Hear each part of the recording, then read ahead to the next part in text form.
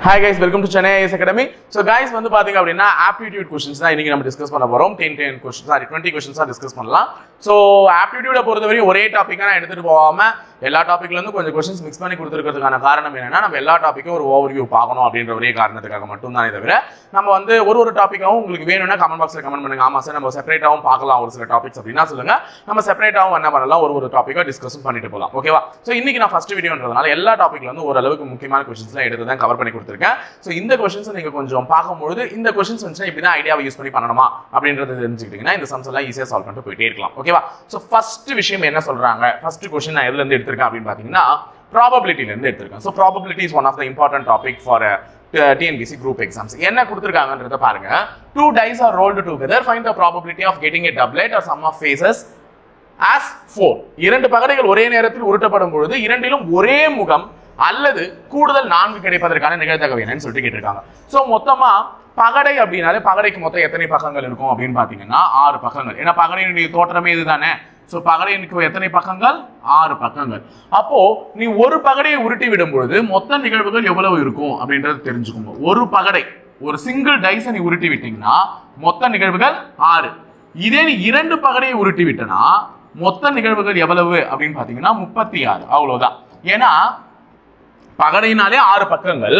ஒரு பகடையை உருட்டி விட்டனா எத்தனை பகடை உருட்டுறியோ அதை மேல பவர்ல போட்டுக்கோ.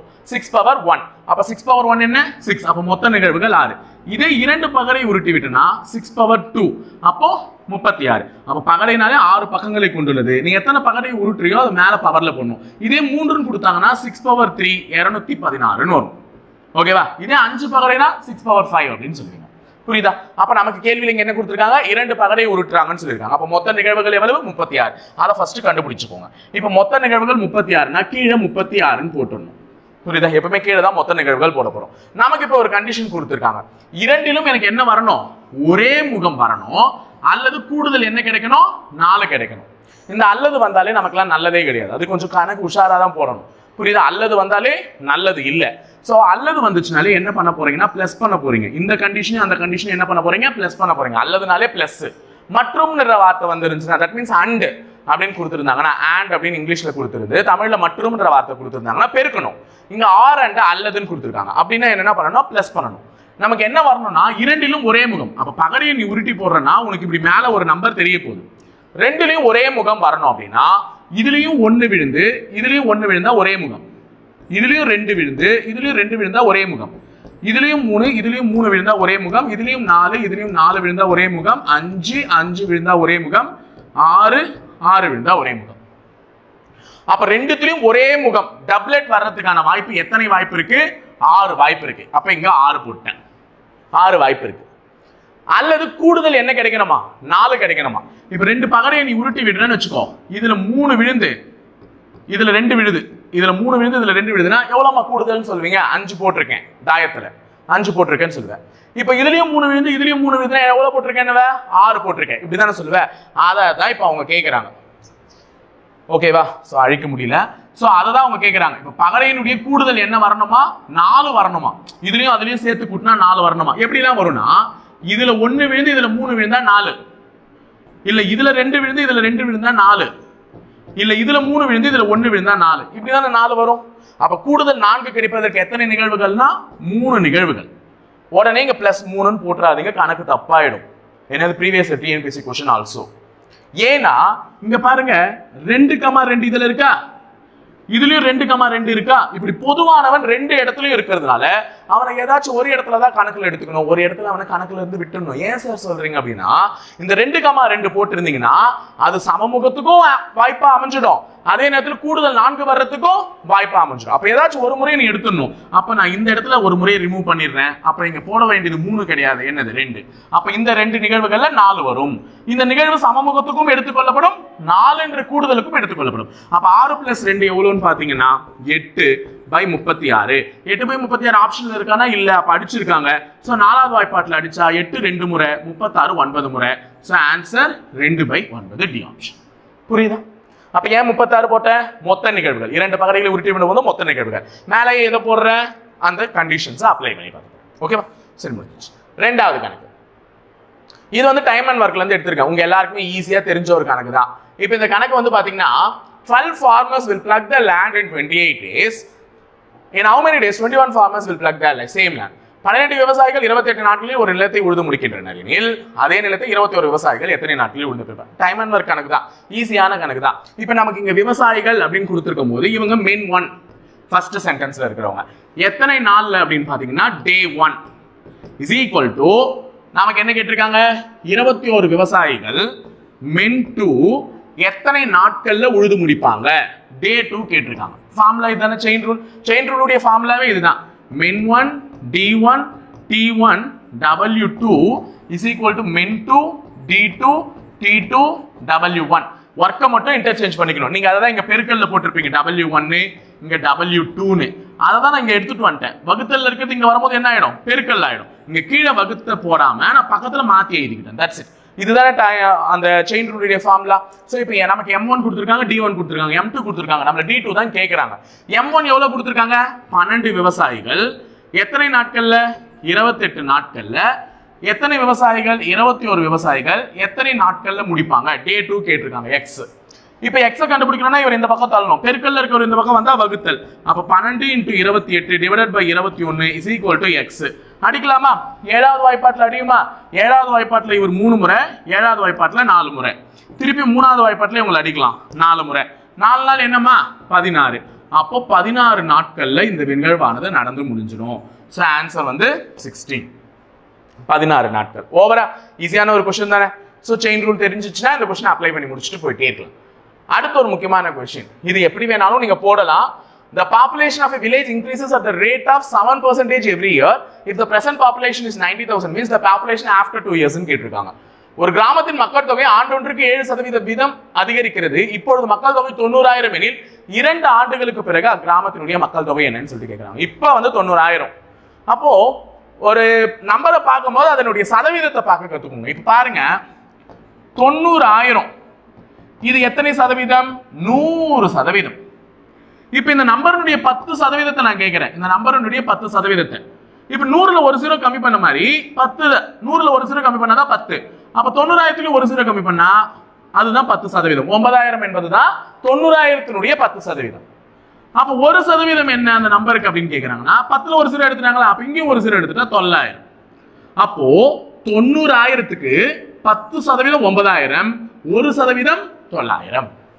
இதை வந்து வேகமா கால்குலேட் பண்ணணும். நீங்க இன்டு 90/100, 90/100, சாரி 93/100 இந்த மாதிரி போடலாம். சாரி 7/100 இந்த மாதிரி 7% அதிகரிக்கிறது இந்த மாதிரி போடலாம், தப்பு கிடையாது. ஆனா நான் என்ன சொல்றேன் அப்படின்னா ஒரு பெர்சன்டேஜ் கால்குலேட் பண்ண ஈஸியா முடிஞ்சு இந்த மாதிரி உனக்கு ஒரு எளிமையா பெர்சன்டேஜ் கால்குலேட் பண்ற மாதிரி ஒரு நம்பர் கொடுக்குறாங்கன்னா டக்கு டக்குன்னு முடிக்கலாமே ஒரு கணக்கை.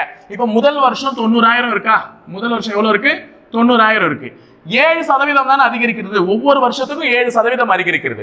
அப்போ இந்த 90,000 என்பது தற்போதுள்ள ஒரு பாப்புலேஷன், இப்ப இருக்கக்கூடிய ஒரு மக்கள் தொகை. 7% அதிகரிக்கிறதுனா 90,000னுடைய 1% என்ன? 9,000. 2 0 தள்ளனா 9,000. அந்த 9,000 தான் 1%னா 7% கண்டுபிடிக்கிறதுக்கு எதால பெருக்குவேன்? 7ஆல பெருக்குவேன். 7% கண்டுபிடிக்கிறதுக்கு 7ஆல பெருக்குவேன். 9 7 பெருக்குங்க. 9 7 என்னமா? 63.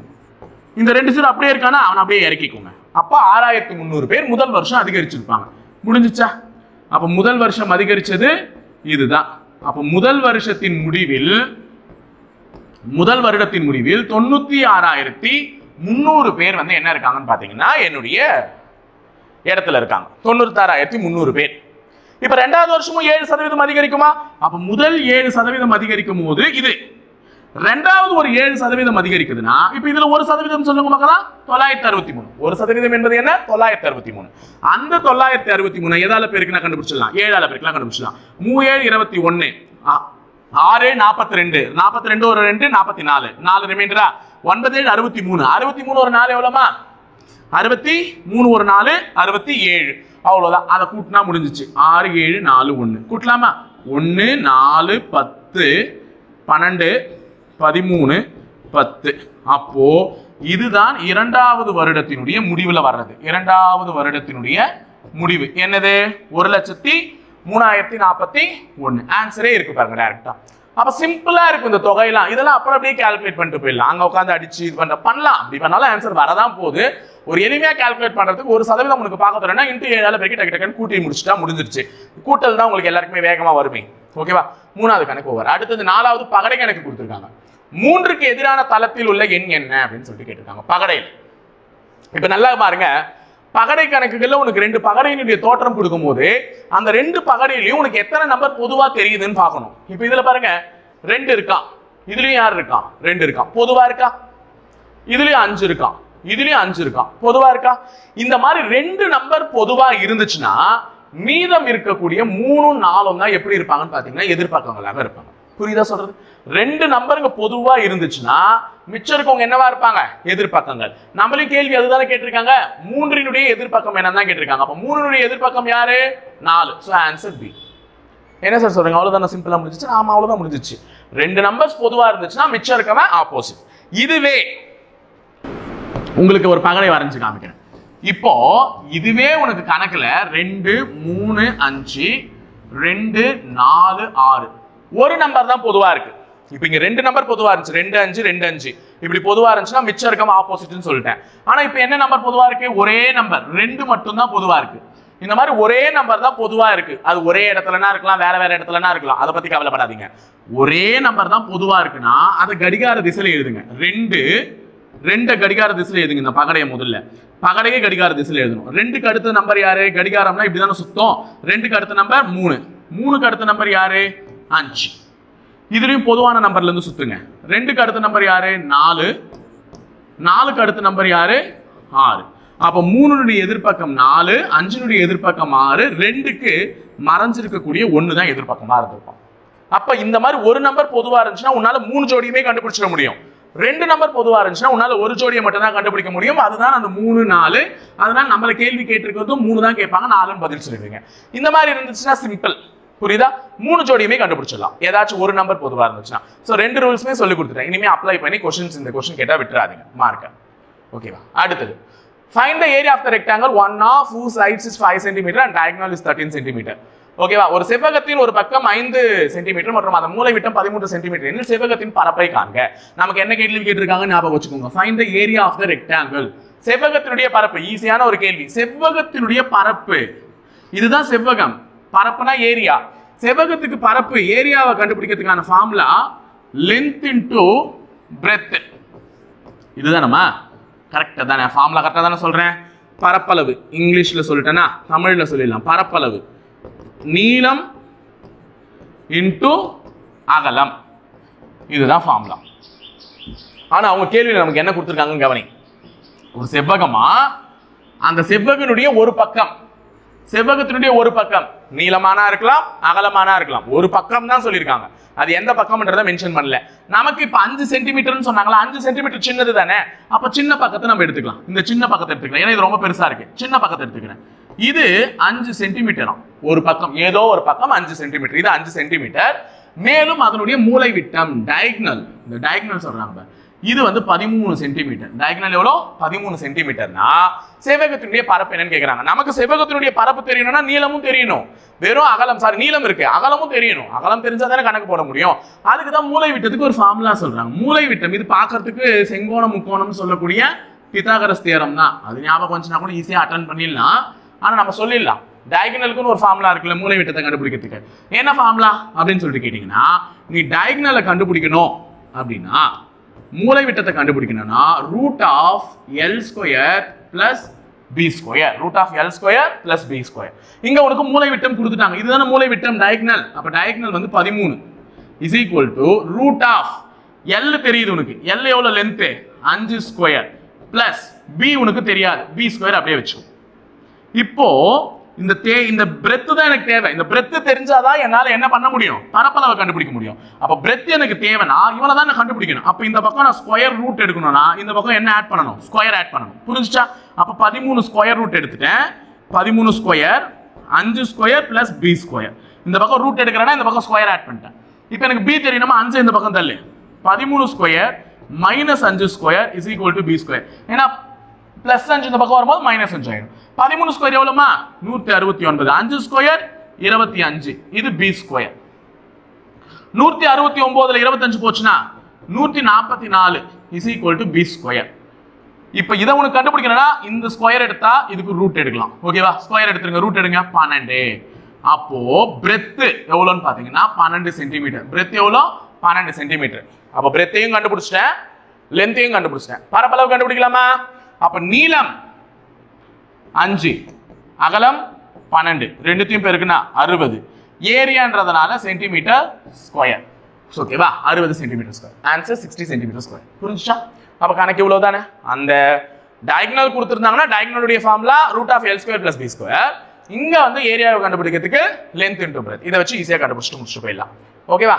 அடுத்தது 6th question. ராஜுவின் தந்தை வயதானது ராஜுவின் வயதை போல் 3 மடங்கை விட 5 அதிகம் எனில் ராஜுவின் தந்தை வயது 44 எனில் ராஜுவின் வயது என்ன அப்படின்னு சொல்லிட்டு வயது கணக்கு கேட்டிருக்காங்க. இப்ப ராஜுவினுடைய தந்தை வயதானது ராஜுவின் வயதை போல் 3 மடங்கை விட 5 அதிகம். அப்ப 2 கேரக்டர் இருக்காங்க. ஒன்னு ராஜு, இன்னொன்னு ராஜுவோட அப்பா. ராஜுவோட அப்பா. முதல்ல ஈக்குவேஷன் எழுத கத்துக்கோங்க. ராஜுவின் தந்தை வயது எப்படி இருக்குமா? ராஜுவின் வயதை போல 3 மடங்கு. அப்ப ராஜுவுக்கு எக்ஸ்ன்னு வச்சுக்கோங்க. ராஜுவின் வயதை போல 3 மடங்கு. 3 மடங்குனா 3ஆல பெருக்கிடணும் அந்த நம்பரை.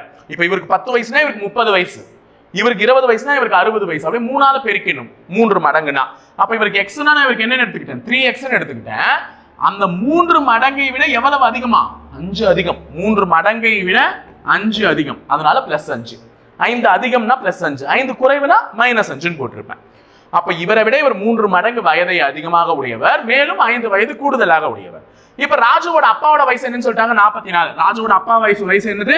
44. அதை வச்சு ராஜுவோட வயசு கேட்கிறாங்க. அப்ப x கண்டுபிடிச்சதானே உன்னால இந்த x க்கு பதிலே சொல்ல முடியும். அப்போ ராஜுவோட அப்பாவோட ஈக்குவேஷன் இதுதான், 3x + 5. அதுதான் எவ்வளவா? 44. அப்ப அது ஈக்குவேஷன்ல பேலன்ஸ் பண்ணுங்க. 3x + 5 = 44. ராஜுவோட அப்பாவின் வயது 44. அப்ப 3x + 5 தான் என்னது? 44. அப்ப +5 இந்த பக்கம் போடுங்க, -5 ஆயிடும். -5 னா 39. அப்ப 3x. அப்ப x = 39/3. அடிச்சு கொடுத்தா x வந்து என்னது? 13. அப்ப ராஜுவினுடைய வயது என்னது? 13. ராஜுவினுடைய வயது என்னது? 13. புரிஞ்சுச்சா? 7. A என்பவர் B என்பவரை காட்டிலும் வேலை செய்வதில் 3 மடங்கு வேகமானவர். A is thrice as fast as B. If B can do the piece of work in 24 days, then find the number of days they will take to complete the work together. A என்பவர் B என்பவரை காட்டிலும் வேலை செய்வதில் எத்தனை மடங்கு வேகமானவர்? 3 மடங்கு வேகமானவர். இப்ப மேலையும் ஒரு 3 மடங்கு வந்துச்சு, இந்த கேள்வியில ஒரு 3 மடங்கு வந்துச்சு. அங்க 3ஆல பெருக்கிக்கிட்ட, இங்க 3ஆல வகுக்கணும். என்ன சார் சொல்றீங்க? ரெண்டுத்துலயுமே 3 மடங்கு தானே அப்படின்னா, A என்பவர் B என்பவரை காட்டிலும் வேலை செய்வதில் 3 மடங்கு வேகமானவர். அப்போ ஒரு வேலையை நீ என்னை விட 3 மடங்கு வேகமா செய்யறேன்னா அதிகமா நாள் எடுத்துப்பியா, கம்மியா நாள் எடுப்பியா? நான் ஒரு வேலை செய்யறேன், நான் 10 நாள்ல ஒரு வேலை செய்யறேன், என்ன காட்டிலும் 3 மடங்குல அந்த வேகம் உன்கிட்ட இருக்கு அப்படின்னா நீ 30 நாள்ல அந்த வேலையை முடிப்ப? கண்டிப்பா கிடையாது. சோம்பேறியா இருந்தா தான் 30 நாள் முடிப்பேன். என்னை விட 3 மடங்கு உங்ககிட்ட வேகம் இருக்குன்னா நீ வேலையை இன்னும் கம்மியாவே முடிப்பேன். ஓகேவா? அப்ப என்ன பண்றாங்க? B 24 நாள். B ஆனவர் வேலையை முடிக்க எத்தனை நாட்கள் எடுத்துக்கொள்கிறார்? 24 நாள்ல முடிக்கிறாங்க அப்படின்னா A இவரை காட்டிலும் 3 மடங்கு திறமையானவர், B ஐ காட்டிலும். அப்படின்னா 24/3 எவ்வளவுமா? 8. அப்ப A எத்தனை நாள்லயே முடிச்சிடுவான்? 8 நாள்லயே முடிச்சிடுவான். புரியுதா சொல்றது?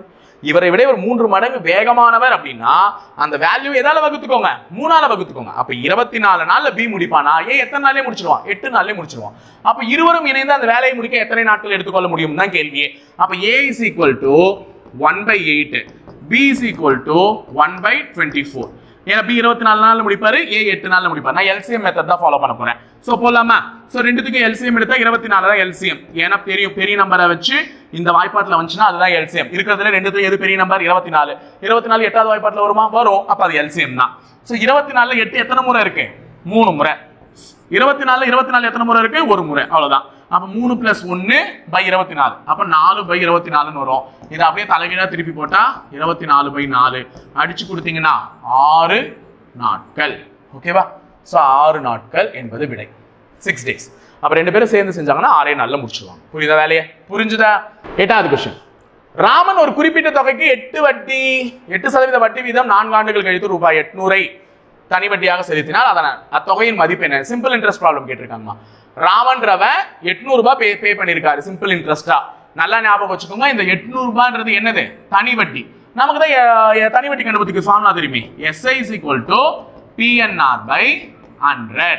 இப்போ இங்க தனி வட்டி என்ன கொடுத்திருக்காங்க? SI 800 ரூபாய். எத்தனை ஆண்டுகள்? நம்பர் ஆஃப் இயர்ஸ் 4 வருஷம். வட்டி விகிதம் எவ்வளோ? 8%. அப்ப இதெல்லாம் எழுதி வச்சுக்கோ. பார்க்கும்போது டக்கு டக்குன்னு சப்ஸ்டிட்யூட் பண்ணிடலாம்.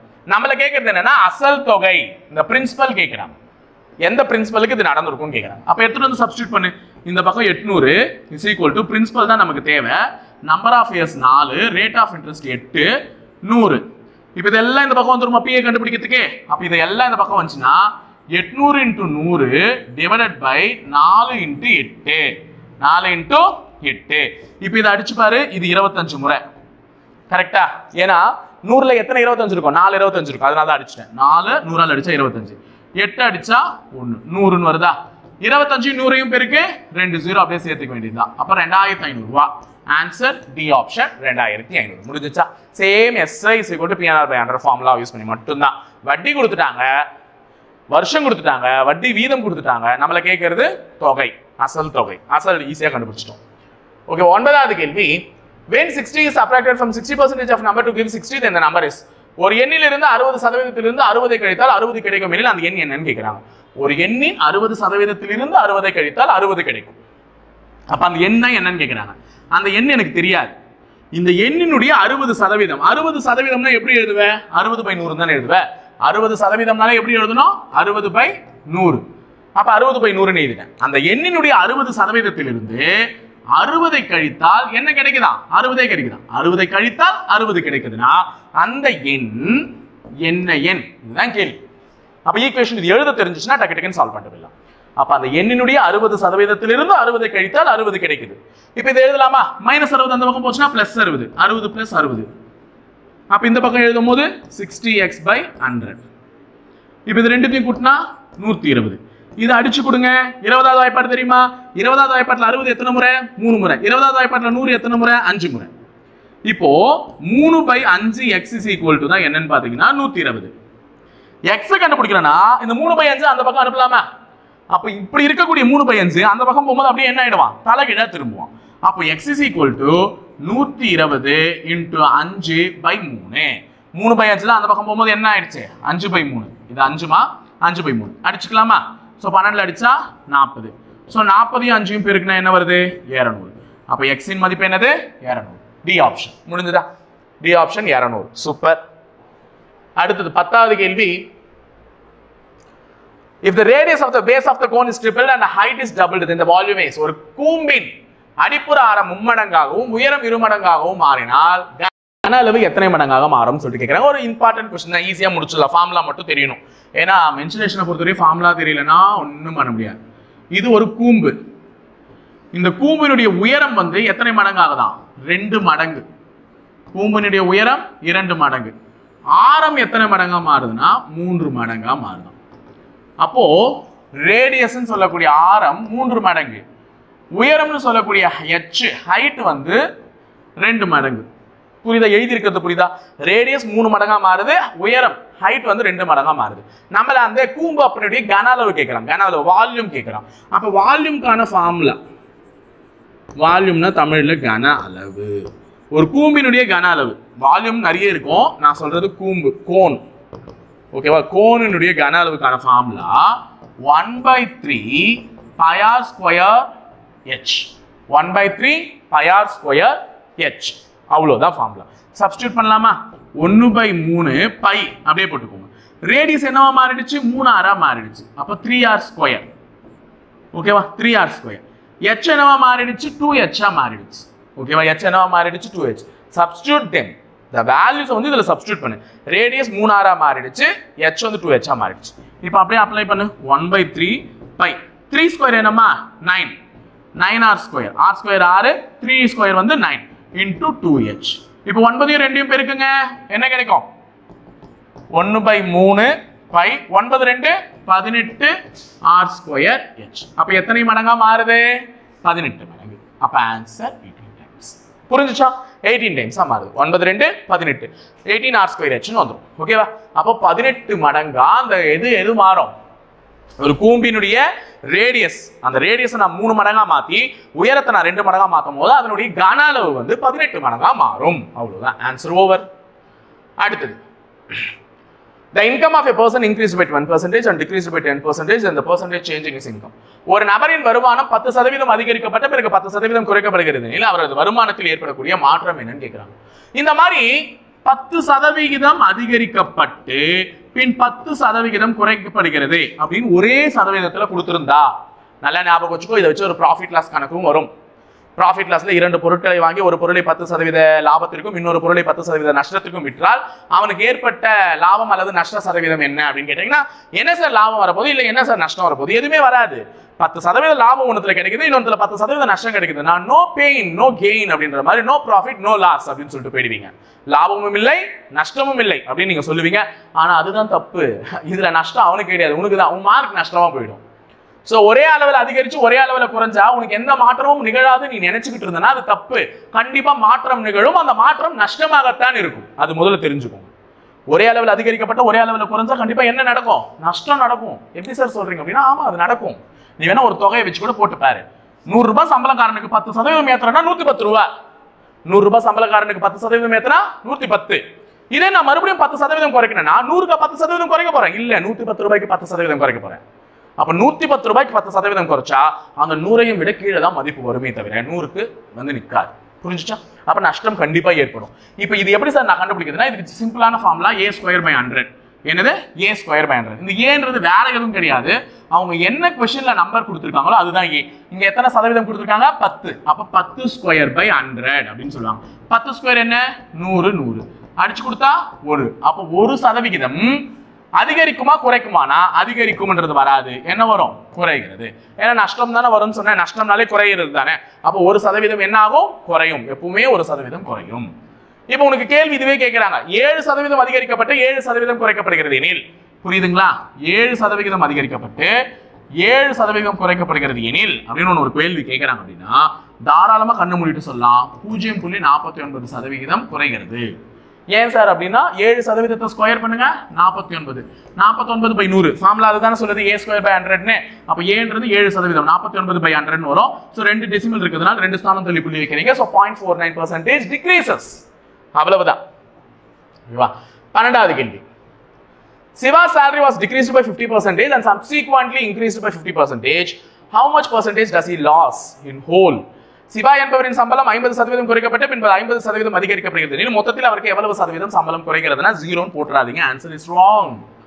ஓகேவா? இப்பதானே கத்து கொடுத்தேன். ஒரே சதவீதம் அதிகரிக்கப்பட்டு ஒரே சதவீதம் குறைக்கப்படுகிறது. ஏதோ ஒன்று பண்றாங்க அப்படின்னா என்ன நடந்தது அப்படின்றத நீங்க ஈஸியா முடிவு பண்ணுங்க. 50²/100. 50² எவ்வளோ? 2500 by 100. 2 0க்கு 2 0 கேன்சல் ஆச்சுன்னா 25. 25% குறைக்கப்படும். புரிஞ்சுச்சா? சரி, ஓகேவா? அடுத்தது 10% of A is equal to 12% of B, then 15% of A is equal to X% of B. X is equal to கேட்கறாங்க. சிம்பிளான ஒரு கணக்கு.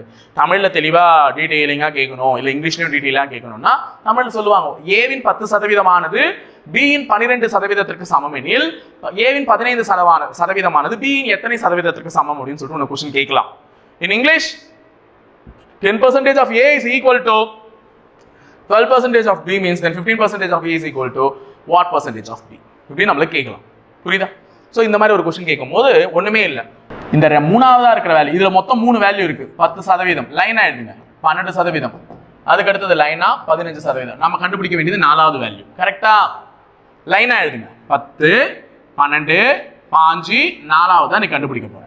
அப்படினா முதல்ல லைனா எழுதுன உடனே 3வது நம்பரையும் 2வது நம்பரையும் பெருக்கிக்கோங்க. 3வது நம்பரையும் 2வது நம்பரையும் பெருக்கிக்கிட்டு முதல் நம்பரால வகுக்கணும். அப்படின்னா கணக்கு. நம்பர் பெருசா இருக்கும்போது இந்த மெத்தட் சொல்லி தரேன். சின்ன நம்பரா இருந்தா இப்படி பெருக்கி பார்த்துக்கணும். 12யும் 5யும் பெருக்குனா இந்த மூலையில இருக்கவங்களை பெருக்குனதா வரத்துக்கு சமமா இருக்கணும். புரியுதாமா சொல்றது? இந்த 12யும் 5யும் நீ பெருக்கிறது இந்த மூலையில இருக்கவங்களை பெருக்கும் பொழுது என்ன ஆகணும்? சமமா வரணும். அததான் இப்படி எழுத சொல்றேன். 5 × 12 டிவைடட் பை 10. இப்போ இதை அடிக்கலாம்ல எளிமையா? இது 5வது வாய்ப்பால் 2 முறை, இது 3 முறை. சோ இங்க அடிச்சா 6 முறை. 3 6 என்னமா? 18. அப்ப ஆன்சர் 18. முடிஞ்சுச்சா? ஆன்சர் 18. அப்போ கொடுக்கக்கூடிய நம்பரை லைனா எழுதிட்டு 3 நம்பர் 2வது நம்பர் பெருக்கி முதல் நம்பரால என்ன பண்ணுங்க? டிவைட் பண்ணுங்க. சோ 4வது நம்பர் கிடைச்சிடும். ஓகேவா? சரி, அது மட்டும் இல்லாம 12 × 5 வந்து நான் இதையும் சொன்னல, ரெண்டுத்தையும் பெருக்குனா வர்றதுக்கு சமமா இருக்கணும் தானே சொன்னேன். 10 12 5 கொஸ்டின் மார்க். இந்த ரெண்டு நம்பரையும் பெருக்கினா 180 வரும். அப்ப இது எதோட பெருக்கினா 180 வரும் அப்படின்னு பாத்தீங்கன்னா இங்க 18ஓட பெருக்கி இருந்தாதான். சோ அதனால சொன்னேன். ஓகேவா? அதையும் சொல்லிட்டேன். அடுத்தது 14வது question. A man loses 20% of his salary after spending 25% of the remainder. He has ₹420. What was his salary ன்னு சொல்லிட்டு கேக்குறாங்க. ஒருவர் தன் சம்பளத்தில் 20% தவறவிட்டார். மீதமுள்ள பணத்தில் 25% இந்த இடத்துல கொஸ்டின் மிஸ் ஆயிருக்கு. 25% செலவு செய்த பிறகு ₹480 உள்ளது எனில் அவரிடம் சம்பளத்தை காண்க அப்படின்னு சொல்லிட்டு சொல்றாங்க. அப்ப முதல்ல அவர் எவ்வளவு சம்பளம் வாங்கினார்னு எனக்கு தெரியாது, அதுவே எக்ஸ். அதுல 20% தவற விட்டுட்டார், தொலைச்சுட்டார். 20% போயிடுச்சு. அப்ப பாக்கி எவ்வளவு இருக்கும்? 80% இருக்கும். புரியுதா? அப்ப அவர் வாங்கின சம்பளம் என்பது எத்தனை சதவீதம்? 100%. அந்த 100ல 20% தவற விட்டுட்டாரு, 80% தான் இருக்கும். அந்த 80% தான் இப்ப அவர்கிட்ட இருக்கக்கூடிய 100% பணம். எப்பவுமே நான் சொல்லுவேன்லம்மா, சம்பளம் வாங்கிட்டு செலவு போக போக போக என்கிட்ட இருக்கிற பணம் தான் இப்போதைக்கு என்கிட்ட இருக்க பணம், அதுதான் 100%. 20,000 ரூபாய் நான் சம்பளம் வாங்குறேன், மளிகை கரண்ட் பில்லு இது அது லொட்டு லொசுக்குன்னு எல்லாத்தையும் செலவு பண்ணிடுறேன் ஒரு 10,000. இப்போ என்கிட்ட 10,000 தான் இருக்குன்னா அந்த 10,000 தான் என்கிட்ட தற்போது இருக்கக்கூடிய ஒரு 100% பணம். அந்த மாதிரி தான் இவர் 100% பணம் வாங்கி 20% தவற விட்டுட்டார். இப்போ இவர்கிட்ட 80% தான் இருக்குன்னா அந்த 80% தான் இப்போ இருக்கக்கூடிய 100%. அதுல 25% செலவு பண்றார். அப்ப இவர்கிட்ட எவ்வளவு இருக்கும்? 75. புரியுதா சொல்றது? 80க்கு 25 கழிக்காதீங்க. இந்த 80% தான் இப்ப இருக்கக்கூடிய 100%. அதுல 25% செலவு பண்ணா மிச்சம் எவ்வளவு இருக்கும்? 75. அந்த 75% தான் எவ்வளவு ரூபாய்ன்னு சொல்றாங்க? 480 ரூபான்னு சொல்றாங்க. அப்ப இது 480னா இது எவ்வளவு, இது எவ்வளவுனா இது எவ்வளவு, இப்படின்னு ஈஸியா கண்டுபிடிச்சிட்டு போயிடலாம். புரியுதா சொல்றது? புரியுதா? அப்போ ஃபர்ஸ்ட் இந்த கணக்குக்கு வாங்க. 75% தான் 480 ரூபானா 100% எவ்வளவு? 100% எவ்வளவு அப்படின்றத கண்டுபிடிங்க. ஏன்னா இந்த 80% தான் எவ்வளவு? 100%. அப்ப நான் இப்ப 70 இதை நான் 100 தானே பிரிச்சிருக்கேன், 25 75, அதனால தான் இப்படி ஈக்குவல் பண்றேன். 75% 480 ரூபாய், 100% எவ்வளவுன்னு கேக்குறாங்க, கண்டுபிடிச்சலாம்ல. So 480 × 100 divided by 75. இது அடிச்சா இது 4 முறை, இது 3 முறை. ஏன்னா 100 75 25வது வாய்ப்பாட்டில் அடிச்சா இது 3 முறை, அது 4 முறை. இப்போ இது அடிங்க. 48 1 18 6 160.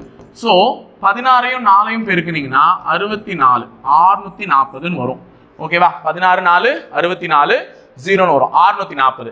அப்போ இந்த அமௌண்ட் தான் எவ்வளவுன்னு பாத்தீங்கன்னா 640 ரூபாய். இந்த அமௌண்ட் தான் எவ்வளவு? 640 ரூபாய். அப்ப அந்த 100% தான் எவ்வளவு சதவீதம்? 80. ஏன்னா இப்ப இது 100, இந்த 100 தானே பிரிச்சேன். அப்ப 80% 640னா 80% 640னா 100% அவன் வாங்கின சம்பளத்துக்கு எவ்வளோன்னு போறோம். பெருக்கலாமா? அப்ப 640 × 100 டிவைடட் பை 80. 0க்கு 0 கேன்சல், 8ல அடியும் 8 முறை. ஸோ 8 × 100 800. அப்போ 800 ரூபாய் என்பதுதான் இந்த கேள்வியினுடைய பதில். அப்ப இந்த மாதிரி பிரிச்சு பார்த்துட்டு டக்கு டக்குன்னு கணக்கு போட்டா முடிச்சிடலாம். சதவீதத்தை ஈக்குவல் பண்ற கணக்கு தான். கேள்வியை புரிஞ்சுக்கோங்க. ஒருத்தன் வாங்கின சம்பளத்துல 20% தவற விட்டா 80% வச்சுட்டு இருக்கான். அந்த 80% தான் இப்ப அவங்க கிட்ட இருக்கக்கூடிய 100% பணம். அதுல 25% செலவு செஞ்சுட்டா மிச்சம் அவங்க கிட்ட 75% பணம் இருக்கும். அதுதான் 480 ரூபாய்னா அந்த 480 ரூபாய் வச்சு கணக்கு ஆரம்பிங்க. 75% 480னா 100% எவ்வளவுன்னு கண்டுபிடிச்சேன். அது 640ல வந்துச்சு. அந்த 640 தான் 100%. அப்ப அவங்க கிட்ட தொலைஞ்சிட்டு போக மிச்சம் இருந்த பணம், அந்த மிச்சம் இருக்கிற பணம் தான் எவ்வளவு சதவீதம்? 80%. அப்ப 80% தான் 640. 100% எவ்வளவுனா அவனுடைய ஒரிஜினல் சம்பளத்தை கண்டுபிடிச்சா அது 800 ரூபாய். புரிஞ்சுச்சா? 15வது கணக்குக்கு போலாமா?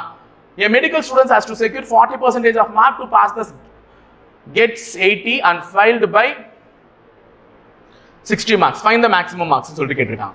ஒரு மருத்துவமானவர் டேஷ் எடுத்தால், இந்த இடத்துலயும் கேள்வி டேட்டா மிஸ்ஸிங், 40% எடுத்தால் தேர்ச்சி பெறலாம். ஒரு மருத்துவமானவர் 40% எடுத்தால் தேர்ச்சி பெறலாம். ஆனால் அவர் 80 மதிப்பெண் எடுத்து 60 மதிப்பெண் வித்தியாசத்தில் தோல்வி அடைந்தார் எனில் மொத்த மதிப்பெண் என்னன்னு கேட்டிருக்காங்க. அப்போ ஒரு எக்ஸாமை பாஸ் பண்றதுக்கு எத்தனை % எடுக்கணும்? 40% தான் பாஸுக்கு.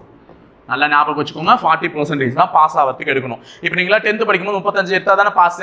அப்ப 100க்கு 35 மார்க்ன்றது எத்தனை சதவீத மதிப்பெண்? 35% மதிப்பெண். 100க்கு 35ன்றது 35% மதிப்பெண். அப்போ ஒரு பரீட்சையில ஒரு பாடத்துல நீங்க 35% எடுத்தாதான் பாஸ். அந்த மாதிரி தான் இவங்களும் மெடிக்கல் எக்ஸாம் கட் ஆஃப் சொல்றாங்க.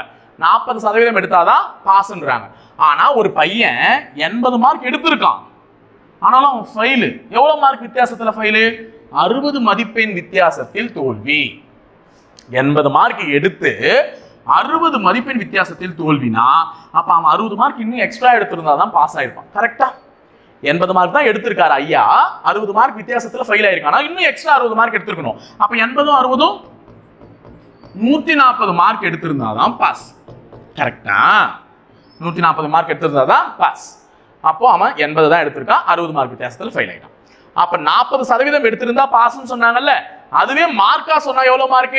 140 மார்க் எடுத்திருந்தா பாஸ். அப்ப கண்டுபிடிச்சிட்டோம்ல. மொத்த மதிப்பெண் கேட்கிறாங்க. மொத்த மதிப்பெண் என்பது எத்தனை சதவீதம்? 100% எவ்வளவுன்னு கேட்கிறாங்க. அப்போ 40% மதிப்பெண்ணா 140 எனில் 100% மதிப்பெண் என்ன நம்மள கேட்கிறாங்க. புரிஞ்சுச்சா? கணக்கு சதவீத கணக்கு ஈஸி தானே. அப்போ 40% எடுத்தா பாஸ் இல்ல. அப்ப அந்த பாஸ் மார்க்கை தான் உங்களுக்கு ஹிண்டா கொடுத்துருக்காங்க. 80 மார்க் எடுத்து 60 மார்க் வித்தியாசத்துல ஃபெயில் ஆயிருக்காங்கன்னா 80 60 கூட்டினா 140. அப்ப 140 மார்க் எடுத்தா தான் பாஸ்ன்றதை புரிஞ்சுக்கோங்க. அப்ப 40% தான் 140, 140 மார்க் தான் 40%. இவனே தான் அவன், அவனே தான் இவன். ஓகேவா?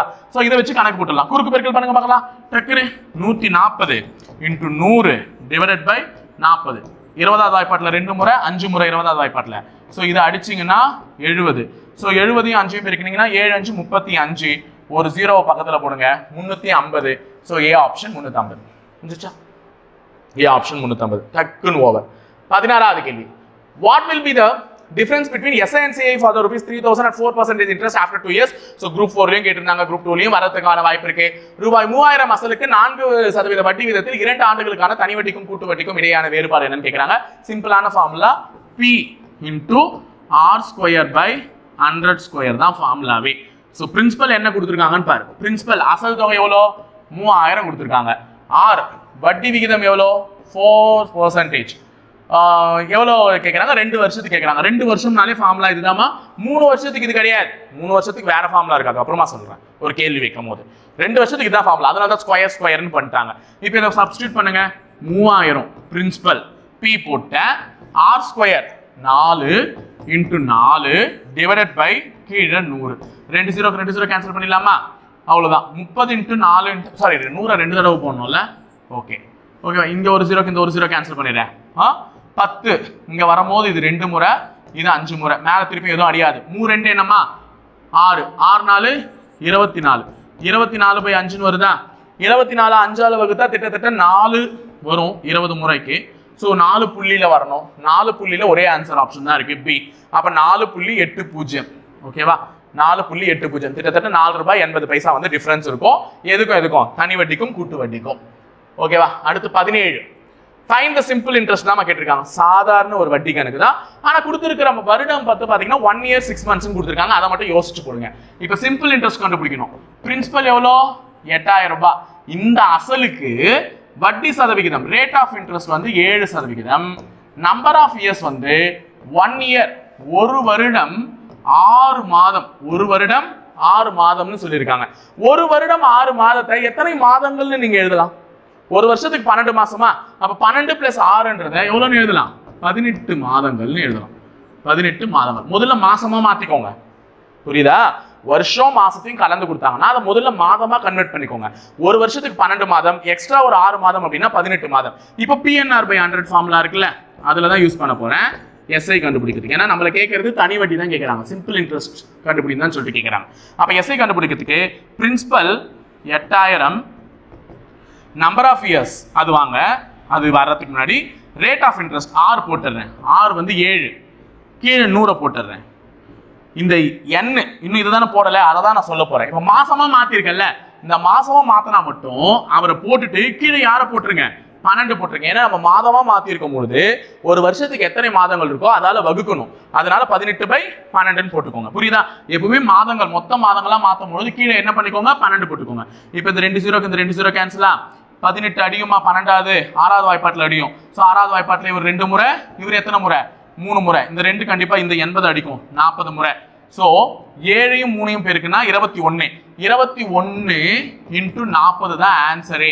ஸோ 21 4 1 4 2 4 8 கூட ஒரு 0 சேர்த்துக்கோங்க 840. ஸோ ஆன்சர் வந்து சி ஆப்ஷன். 840 ரூபாய் வட்டி கிடைச்சிருக்கும். எதுக்கு? 8000 ரூபாய் பிரின்சிபல் அசலுக்கு ஒரு வருஷத்துக்கு 6 மாசத்துக்கு 7% வட்டி விகிதத்துல 840 ரூபாய் கிடைச்சிருக்கும். ஓகேவா? 18வது கொஸ்டின். இரண்டு எண்கள் மூன்றாம் எண்ணிலிருந்து முறையே 10% மற்றும் 15% குறைவாக உள்ளது எனில் அந்த இரு எண்களின் விகிதம் என்ன அப்படின்னு சொல்லிட்டு கேட்கிறாங்க. நல்ல ஞாபகம் வச்சுக்கோங்க. இரண்டு எண்கள் இருக்கு. ஃபர்ஸ்ட் நம்பர், செகண்ட் நம்பர் இருக்கு. மூணாவது நம்பரோட கம்பேர் பண்றாங்க, தேர்ட் நம்பரோட கம்பேர் பண்றாங்க. நல்லா ஞாபகம் வச்சுக்கோங்க. இந்த இரண்டு எண்கள் மூன்றாம் எண்ணை விட 10% மற்றும் 15% குறைவாக உள்ளதாம். அப்ப ஃபர்ஸ்ட் நம்பர் வந்து எத்தனை சதவீதம் குறைவா இருக்கு? 10% குறைவா இருக்கு.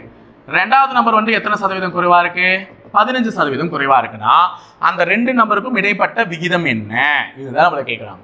அப்போ நமக்கு எங்கேயுமே நம்பர்ஸ் கொடுக்கல, நம்மளையா எதனா ஒன்று எடுத்துக்கலாம். இப்போ இவர் 100ன்னு வச்சுக்கோ. நம்மளா ஒரு கணக்கு எடுத்துக்கும் போது எப்பவுமே 100 எடுத்துக்கிட்டாதான் ஈஸியா இருக்கும் சதவீத கணக்குல. மூணாவது நம்பர் 100 ரூபான்னு வச்சுக்கோ. 100 ரூபாய்க்கு 10% கம்மினா இவன் எவ்வளவு இருப்பான்? 100 ரூபாய்க்கு 10% எவ்வளவுமா? 10 ரூபாய். 100 ரூபாய்க்கு எந்த சதவீதம் கேட்டாலும் அது அவ்வளவுதான், அதே மதிப்பு தான். 100 ரூபாய்க்கு 40% எவ்வளோ? 40 ரூபாய். 100 ரூபாய்க்கு 75% மேலோ 75 ரூபாய். 100 ரூபாய்க்கு 72% மேலோ 72 ரூபாய் அப்படின்னு தான் சொல்லுவோம். அப்ப 100 ரூபாயினுடைய 10% 10 ரூபாய், அது கம்மியா இருக்கான். அப்ப 100 ரூபாய்க்கு 10% கம்மியா இருந்தா ஃபர்ஸ்ட் நம்பர் 90. 100 ரூபாய்க்கு 15% கம்மியா இருந்தா செகண்ட் நம்பர் 85. செகண்ட் நம்பர் என்னது? 85. ஓகேவா? சரியா போச்சா? கரெக்ட். இப்போ இது ரெண்டுத்துக்கு இடைப்பட்ட ரேஷியோ கேட்கறாங்க. எந்த வாய்ப்பாட்டில் அடிக்கலாம்? எல்லாரும் ஈஸியா சொல்லுவீங்களே சார், நமக்கு நல்லா வாய்க்கு வந்த வாய்ப்பாடு 5வது வாய்ப்பாடு, ரெண்டுமே 5வது வாய்ப்பாட்டில் வரும். ஸோ 5வது வாய்ப்பாட்டில் அடிக்கும் போது இவர் 17 முறையா, இவரு 18 முறை. ஸோ ரெண்டு நம்பருக்கும் உள்ள விகிதம் 18:17. இதை அடிக்க முடியாது. So D option is the answer. புரிஞ்சுச்சா? 18:17. அடுத்தது 19வது கேள்வி. ராணி மற்றும் மேரி ஆகியோரின் வயதுகளின் கூடுதல் மேரி மற்றும் நான்சி ஆகியோரின் வயதுகளின் கூடுதலை காட்டிலும் 14 வருடங்கள் அதிகம். நல்லா ஞாபகம் வச்சுக்கோங்க, முக்கியமான கொஸ்டின். ராணி வயசையும் மேரி வயசையும் நீ கூட்டினா வர வயசு, மேரி வயசையும் நான்சி வயசையும் நீ கூட்டினா வர வயதை விட 14 வருடங்கள் அதிகம். இவங்க ரெண்டு பேர் வயசை விட எவ்வளவு அதிகமா? 14 அதிகம்.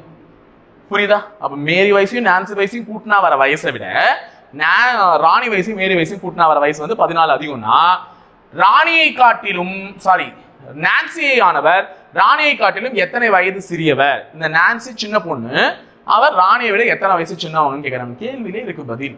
அவன் கேள்வியில கொடுத்த அந்த 14 தான் பதில். 14 வயசு சின்னவர். எப்படி சார் சொல்றீங்கன்னா, இப்ப இதுலயும் மேரி இருக்காங்க, இதுலயும் மேரி இருக்காங்க. இதுல மேரிக்கு 20 வயசுனா இதுல மேரிக்குன்னா 25 இருக்க போகுது, அது 20 தானே இருக்க போகுது.